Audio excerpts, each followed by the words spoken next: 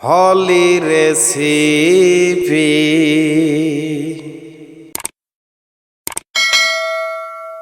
আজ আমি আপনাদের চিংড়ি মাছের মালাইকারি তৈরি করে দেখাবো। খুব স্বাদের দুর্দান্ত এই চিংড়ি মাছের মালাইকারি কিভাবে সহজেই তৈরি করা যায় দেখে নেওয়া যাক, চলেন। দেখতেই পাচ্ছেন এখানে আমি চিংড়ি মাছ নিয়েছি খোসা সহ। আপনারা চাইলে খোসাটা ছেড়ে নিতে পারেন। দিয়ে দিচ্ছি সামান্য একটু লবণ আর 1 চামচের মতো হলুদ। মেখে নিচ্ছি লবণ আর হলুদ দিয়ে। একটা কড়াই বসিয়ে দিয়েছি, দিয়ে দিচ্ছি পরিমাণ মতো তেল। তেলটা হালকা গরম হয়ে আসলে আমি দিয়ে দিচ্ছি চিংড়ি। আমি চিংড়ি মাছগুলো একটু ভেজে নেব, বেশি ভাজতে যাবেন না, তাহলে কিন্তু শক্ত হয়ে আসবে। আমার ভাজা হয়ে গিয়েছে, আমি উঠিয়ে নিচ্ছি।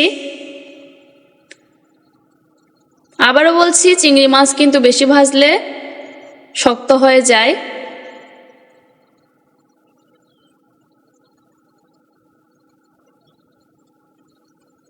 ওই তেলের মধ্যে আমি দিয়ে দিচ্ছি পেঁয়াজ কুচি 1 কাপ পরিমাণ, ভেজে নিচ্ছি।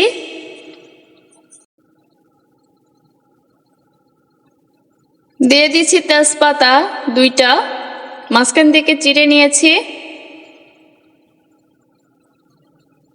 দিয়ে দিচ্ছি দারুচিনি 2 টুকরো।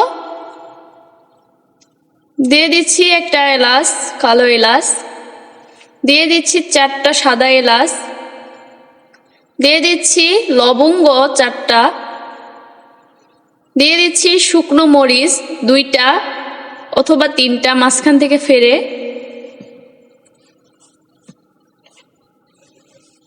এখন ভালোভাবে আবারও ভেজে নিচ্ছি।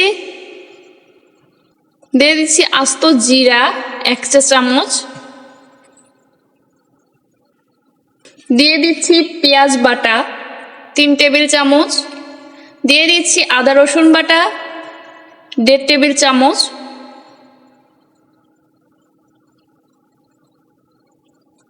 আবারও ভালোভাবে ভেজে নিচ্ছি।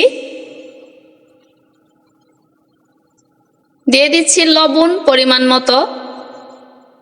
দিয়ে দিচ্ছি হলুদ গুঁড়ো 1 টেবিল চামচ। দিয়ে দিচ্ছি শুকনো মরিচের গুঁড়ো আমার পরিমাণ মতো, আপনারা যে যেরকম ঝাল খান। মশলাগুলো আমি ভালোভাবে কষিয়ে নিচ্ছি।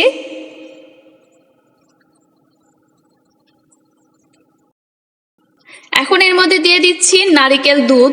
আমি অনলাইন থেকে কিনে নিয়েছি এই দুধটা। আপনারা চাইলে বাসায় একটা নারিকেল ভালোভাবে কুড়ে নিয়ে ব্লেন্ডারে ব্লেন্ড করে ছেঁকে নেবেন।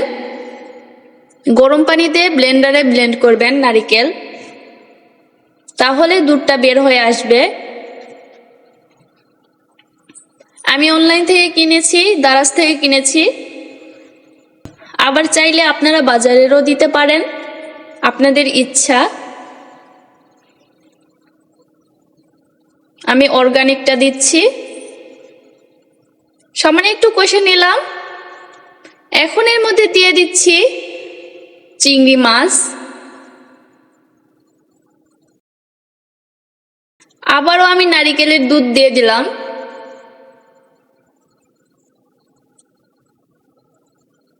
আমি কিন্তু পুরো রান্নাটাই দুধ দিয়ে রান্নলাম, পানি দেই নাই। এখন জাস্ট হওয়া পর্যন্ত অপেক্ষা করব। ঢাকনা দিয়ে ঢেকে দিলাম।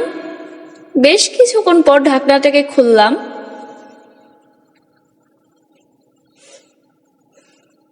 উপর দিয়ে 6 থেকে 7টা আমি কাঁচামরিচ দিয়ে দিলাম। দিয়ে দিচ্ছি চিনি সামান্য একটু। উপর দিয়ে দিয়ে দিচ্ছি গরম মশলার গুঁড়ো। ভালোভাবে সবগুলো নেড়ে মিশিয়ে দিচ্ছি। ঢাকনা দিয়ে দিলাম। বেশ কিছুক্ষণ পর দেখতে পাচ্ছেন উপরে তেলগুলো ভেসে উঠেছে, তার মানে রান্নাটা হয়ে গিয়েছে। আমার রান্না রেডি। এখন জাস্ট পরিবেশনের পালা। এই যে দেখতে পাচ্ছেন আমি পরিবেশন করে নিয়েছি। দেখতে কি যে মজা, খেতেও ঠিক ততটাই মজা। ইনশাল্লাহ আপনারা বাসায় ট্রাই করবেন চিংড়ি মাছ থাকলে। তো আজ এখান থেকে আমি বিদায় নিচ্ছি, পরবর্তী রেসিপিতে আবারও আপনাদের সাথে দেখা হবে। আল্লাহ হাফেজ।